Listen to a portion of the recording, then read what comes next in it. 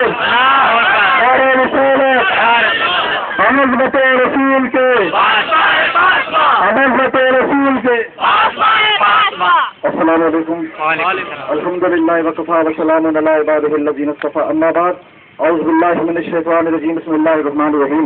یا ایھا الذین آمنوا لا ترفعوا اصواتکم فوق صوت النبی، صدق اللہ العظیم۔ ان اللہ وملائکتہ یصلون علی النبی، یا ایھا الذین آمنوا صلوا علیہ وسلموا تسلیما۔ السلام علیکم یا رسول اللہ وعلی آلہ وصحبہ یا حبیب اللہ۔ انتہائی واجب الاحترام مجاہدین اسلام،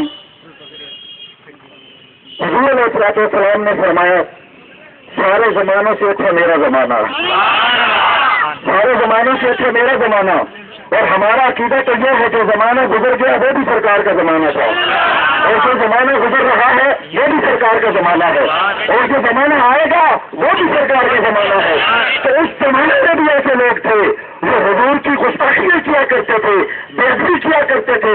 خالق کائنات نے ایک کرینہ بتا دیا، ایمان والو، یا ایھا الذین آمنوا لا ترفعوا اصواتکم فوق صوت النبی، اے ایمان والو، ابو بکر صدیق کو اجازت نہیں میرے محبوب کے سامنے اونچی آواز میں بات کرے۔ حضرت عمر بن خطاب جن کے نام سے زمین بھی کاٹ جایا کرتی تھی اور جن کو دیکھ کر شیطان بھی اپنا راستہ بدل دیا کرتا تھا، حضرت عمر کو بھی اجازت نہیں کہ مصطفیٰ کریم کے سامنے اونچی آواز میں بات کرے۔ حضرت عثمان غنی کو اجازت نہیں، جناب حیدر کرار کو اجازت نہیں۔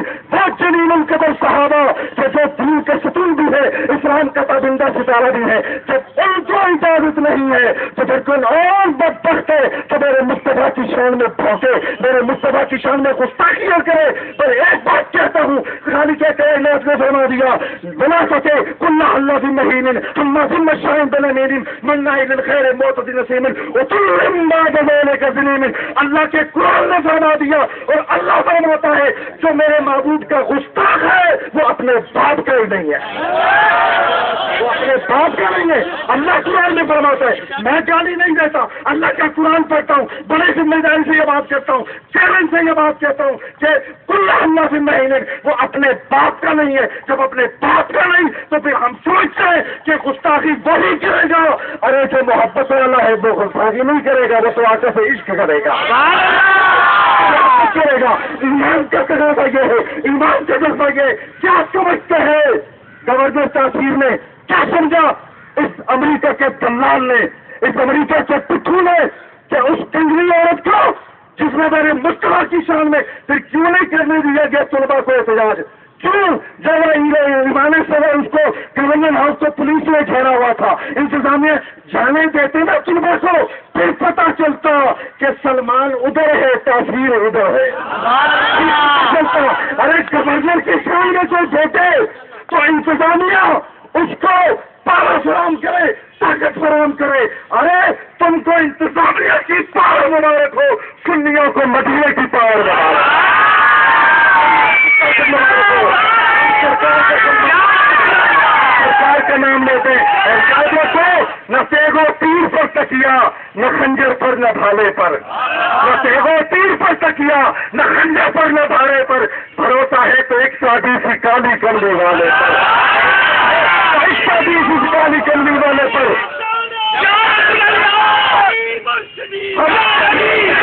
ہمارے پاس ہتھیار ہے، ہمارے پاس طاقت ہے، ہمارے پاس ہے، اور وہ ہتھیار کیا ہے؟ یا رسول اللہ، یا رسول اللہ، اب بچتا گیا ہے، اپنے سروں پر کفن باندھ کر میدان میں آ جاؤ اور بتا دو کہ گستاخ رسول کو اس پاکستان سے رہنے کا کوئی حق نہیں ہے۔ ارے جو گورنر کی شان میں گستاخی کرے اس کو گرین کارڈ دے کر پھر اس کو سزا دی جائے، اور پھر آمنہ کی لال کی شان میں گستاخی کرے اس کو گرین کارڈ دے کر باہر بھیجا جائے۔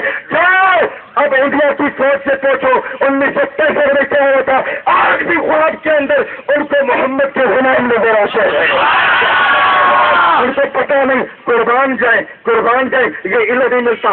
آخری بات کیسے میں اپنی جگہ لوں گا، غازی علم دین شہید، کیا علم تھا اس کے بعد؟ کیا اس نے قرآن پڑھا تھا؟